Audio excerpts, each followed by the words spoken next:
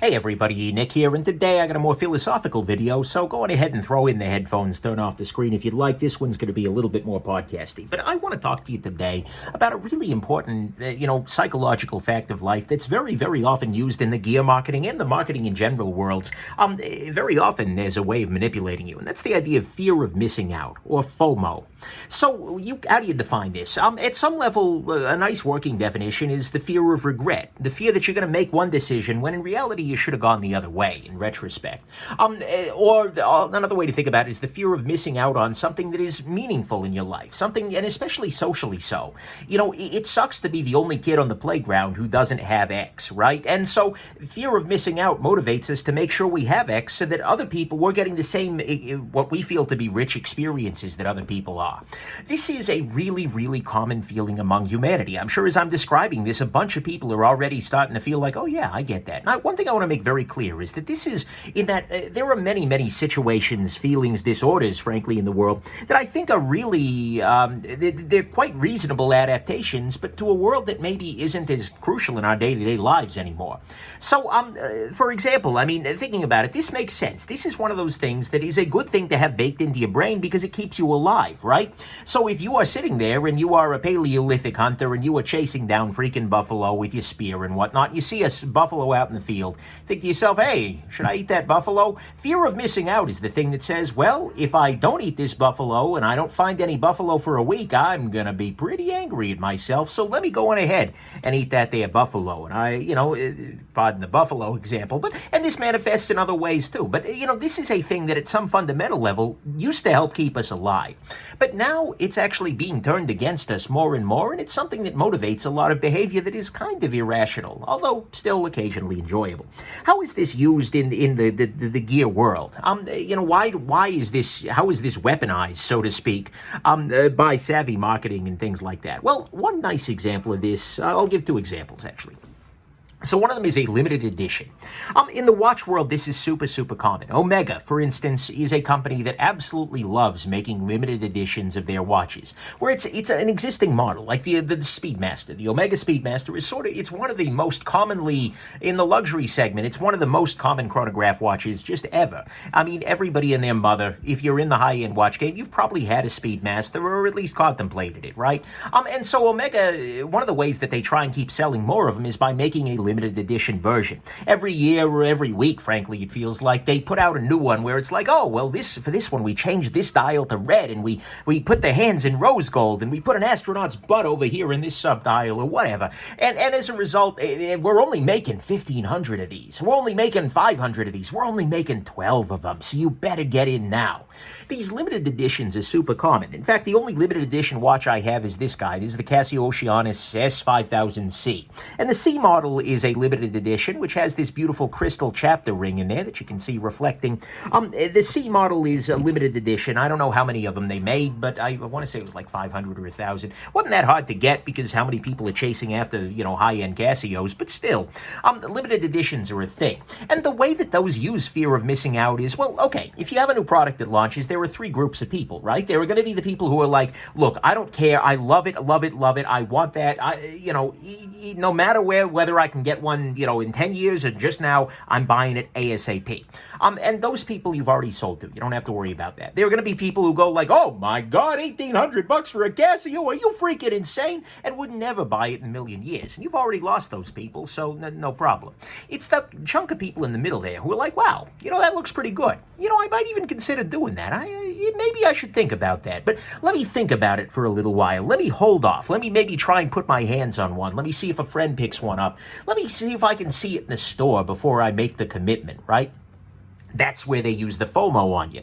Because if this were a watch that were available, for the next 5 years, in exactly this configuration, you could just call up Casio and they'd say, yeah, here's one.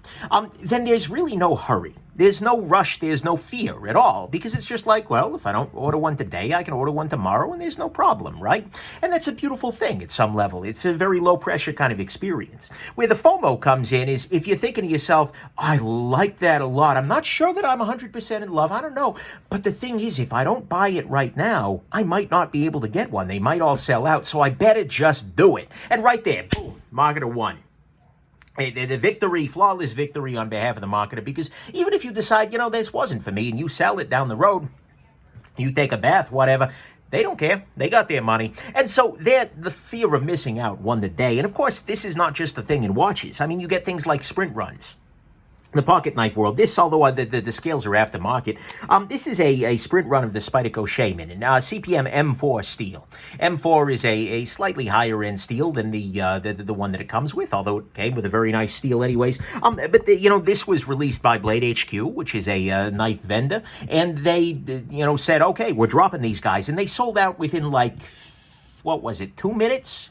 2 minutes and 30 seconds, something like that, because they didn't order enough of them, damn it.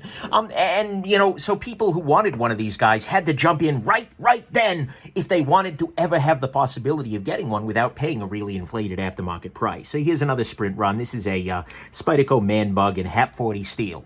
Again, this is not a regularly made product, but it's one that, people were able to pick up. So fear of missing out for limited editions, and especially those limited editions where it's like we've made some material tweaks. We've changed the color of the scales. We've changed the steel.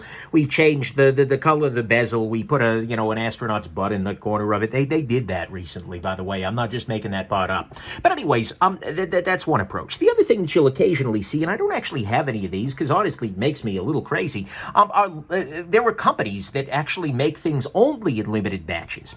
So in the knife world, two examples that come to mind are Giant Mouse Knives has their GM series. I don't know if they're still doing it. They haven't done one for a while. But anyways, the GM series, they specifically say, we are only making 300 of these, and that's it. We will never make another one after these 300. And so if you buy one, if you don't buy one and they sell out, you're up a creek. You have to buy one in the secondary market. Or another example of this is CKF, Custom Knife Factory. This is a company that's not quite as egregious there. They're not saying, we're only making a very small number. They're just saying, once we stop making them, we're not going to make any more of them. And so as a result, if you don't buy it during the initial availability, you will never be able to get one because they're not going to come back around and make more of them. Mind you, and I want to be very clear here, I'm not talking about this in terms of we made a first batch and then one that sold, we ordered some more. That doesn't bother me at all. That's not this here. It's when they say, we're only making one batch, it's this big, and after that, you will never have it again. This is really frustrating for a bunch of ways. I mean, putting aside, I've got a whole knife gripe about this, but putting aside questions about like long-term service, replacement, that kind of thing. But, it's frustrating in that you have to be in this information vacuum, right? If something brand new drops from a company like that, you are not able to say, well, that looks kind of cool. Let's see how it is. Let's, I'll see if a buddy gets one. Or, I'll go down to my local shop and check one out. Or, I really want to, let's wait for some reviews to go up on YouTube or Instagram or Blade Forums or whatever. You're not allowed to do that anymore because, well, by the time you see the review, it might be sold out, which is a big problem for me personally as a reviewer. But anyways, you're not allowed to, you have to buy it in the information vacuum. You basically have to buy it on faith.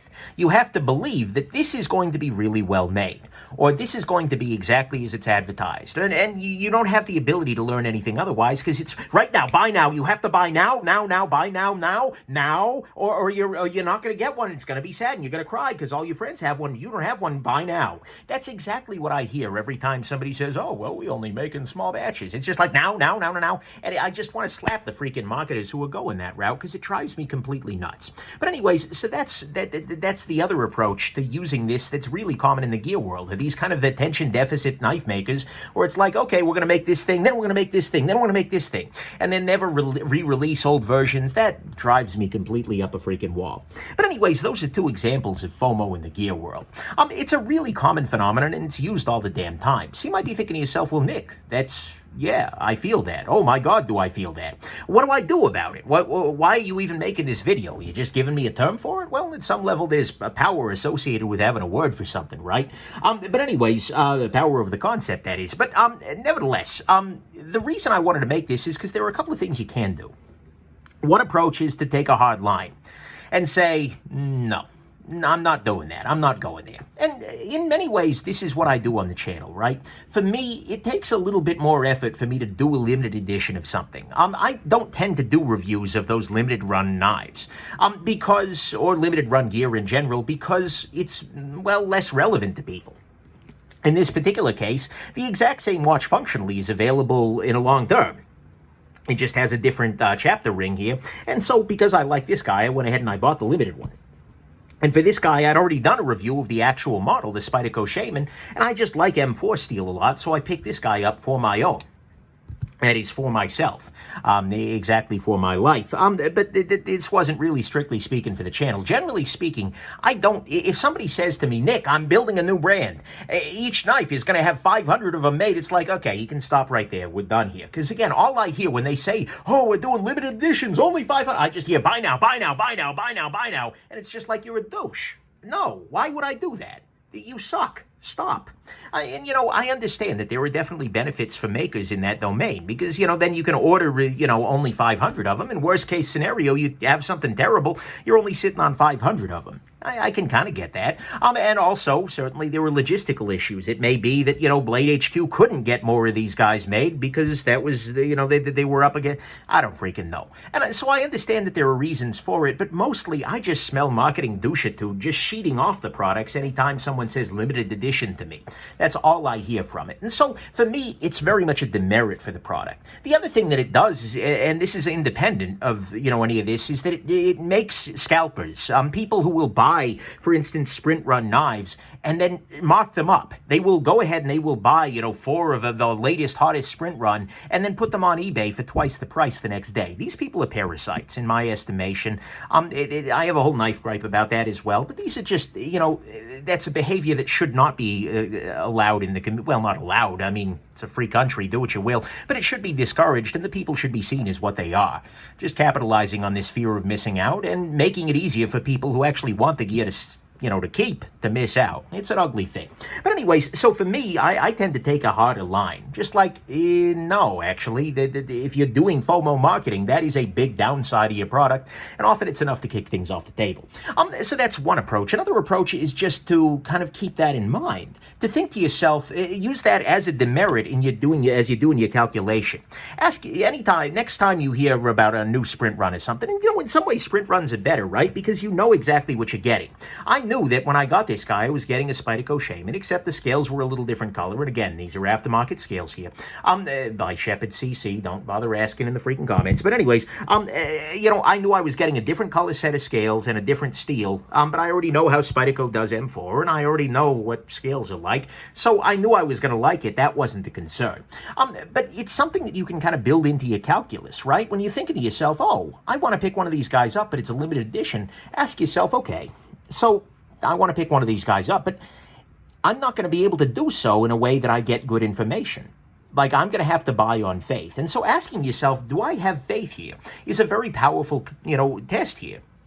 There are some companies that generally do, like, okay, CKF, for instance, generally does pretty decent work, right? Like, in terms of actually making things to a high standard, they are definitely, they're doing pretty good stuff. And so buying on faith from them is a little bit easier than it would be buying on faith from another company, where it's like, this could be more problematic. And so consider it in that light. Another thing to do is just to ask yourself, okay, or to treat this as kind of let the chaos take over, so to speak. Say to yourself, okay, so right now, I kind of am thinking about buying this thing, but I want to know some more information. I might miss out on it, but the thing is, if I miss out on it, that's okay. Sort of giving yourself permission ahead of time to miss out and saying, I'm going to stick around, I'm going to see what the reviewers say, and if it's good, then hey, or I'm going to see, what my buddy Steve says. And if it's good, I'll pick one up, and if I can't pick one up, then say la vie. That's life, and I'll get the next thing that comes along, because there's always a next thing. And that's the other thing that the FOMO marketing is sort of masking in many ways, is it's like this same company is going to do this again next freaking week. And so, the idea that you're going to miss out is silly, because what you're missing out on is something they're just going to do again. It's like Omega limited edition Speedmasters. Like, dude, wait 10 minutes, you'll find another one. It's going to be okay. So you may not actually miss out at all. That's an important thing to keep in mind.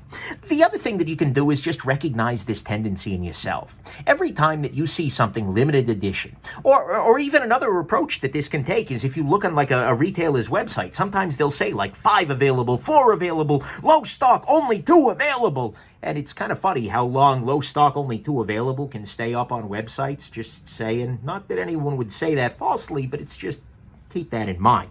But make sure that you're aware that this is your general human tendency, right? If you're looking at a sprint run and you're going, oh, that looks kind of interesting, I guess, and if I don't get one now, I'm never going to get one, that's where it gets you. And so saying to yourself, well, yeah, if I don't get one now, I'm never going to get one, but that's FOMO. That's the FOMO talking here. How much do I actually want this thing? Ask yourself, if these were available forever and ever and ever and ever, would I actually want one of these things? If the answer is yes, then yeah, sure, go ahead. But if the answer is no, if you're just buying because you're afraid you might not be able to get one later on, that's the FOMO talking, and it's time to bail. You don't need that thing. You're just being manipulated. Well, okay, I'm sorry. You are just falling victim to an evolutionary sort of thing that's baked deep freaking into us. And so, keep that in mind. Or even just try and kind of remove that from the equation. Just as you're thinking about this, like, I really want this. And part of that is because I think that I'm going to miss one. And if you can take that out, sometimes you feel differently. And by the way, I sound like I'm talking a big game here, but I am not immune to this particular phenomenon. This has actually stung me a few times now. A couple of times with sprint runs. And in fact, I still feel this temptation strongly. Spyderco Shaman. S90V and carbon fiber version. Came out recently. Absolutely gorgeous freaking knife. I handled one at Blade Show. I was like, wow, this is really cool. And then I found myself, but the thing is, I got this version, which is in many ways my perfect Spyderco Shaman, because I love M4 steel for this knife, and I really like the micarta here on these guys. In many ways, this is all I really ever need, frankly, want. But there was still that temptation. Because it's like, well, if I decide later on I want the carbon fiber and S90V one, I won't be able to get one. And so I was very, very close. And then I kind of talked myself back from the brink, like, well, the thing is, if these were being made forever, I wouldn't buy one. So then that must be what's going on. Or even, it got me, the large Shabazz Doppler pattern. So I absolutely love, hold on, I'll grab it from my little shelf here. I absolutely love this knife. This is the Chris Reeve Knives Small Shabazz. This is a very, very nice knife, and I love the Doppler pattern. It's a limited edition graphic thing. Limited edition, there you go. Wee-oo, FOMO alarm. Anyways, this guy, I like this pattern a great deal, and I thought to myself, well, this is a limited pattern, so while I'm here, I might as well grab the large Shabazz in that too. Now, the thing is, did I own a large Shabazz prior? No, not really. Do I carry a large Shabazz? No, because it's a little bit too big. The small Shabazz, although ergonomically I think I prefer the large, the small is a better size for me in my everyday life. But here I was, buying a large Shabazz Doppler, and I actually freaking did it, just because of FOMO. Just because, well, if I don't get one now, I'm never going to be able to get one down the road. And so I bought it, and it sat in my case, and I didn't carry it, and I didn't carry it, and I didn't carry it, and I didn't carry it, until eventually I realized, you freaking idiot, you got FOMO'd. Like, there's no reason I would have bought that large Shabazz if it weren't for the fear of not being able to get this pattern again. And so I ended up selling it to a patron, and I didn't take too much of a bath, so, but it happens to the best of us. So, anyways, the whole point of this damn video is just to be aware of this. Be aware of the fact that this is baked deep into your consciousness at, like, the evolutionary, that buffalo looks kind of tasty level, right? I mean, this is way, way freaking baked in there, and people are aware of that. Sometimes it's purely innocent. Sometimes they really only do want to make 100 of these because they're a pain in the neck to make. And if it inspires some FOMO marketing, whoops, oh, well, okay, I guess. Sometimes it's purely innocent, but sometimes it is quite cynical. Sometimes it is companies just saying, you know what, I can sell a lot more of these if I make them artificially scarce, and that'll make people buy it even if you didn't think about it. And by the way, artificial scarcity, another example of this. Like right now, if there's a certain watch from a certain high-end brand, maybe with a crown on the face, that is not available because, oh, wow, they're really scarce lately. Wonder why that is. Anyways, I digress. And you walk into the shop and there's one sitting there. Then suddenly the FOMO takes over. Well, if I don't get one now, I'm never going to be able to. Oh, my God. And see, you're not thinking so much about whether you want to spend on that, but it's just like it's there. Oh, if I don't do this, I'll miss out. Anyways, I digress. But anyways, just keep this in mind. Keep in mind that this is a major driving force in certainly some of my purchases, and it is a major driving force in your psychology. And next time you see somebody saying limited edition, just in your mind, I want to hear, woo, woo, woo, FOMO alarm, it's happening. And that way you can back yourself off of it. Next time you see limited sprint run, gonna sell out quick, woo, woo, FOMO alarm. And that way you can say, okay, hold on, we're backing off here. It's okay.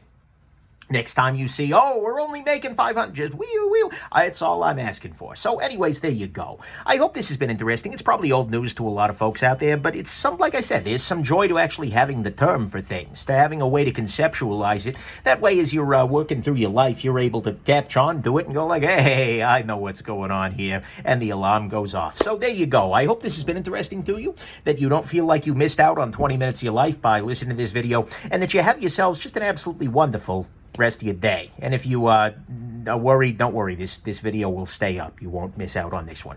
Bye now.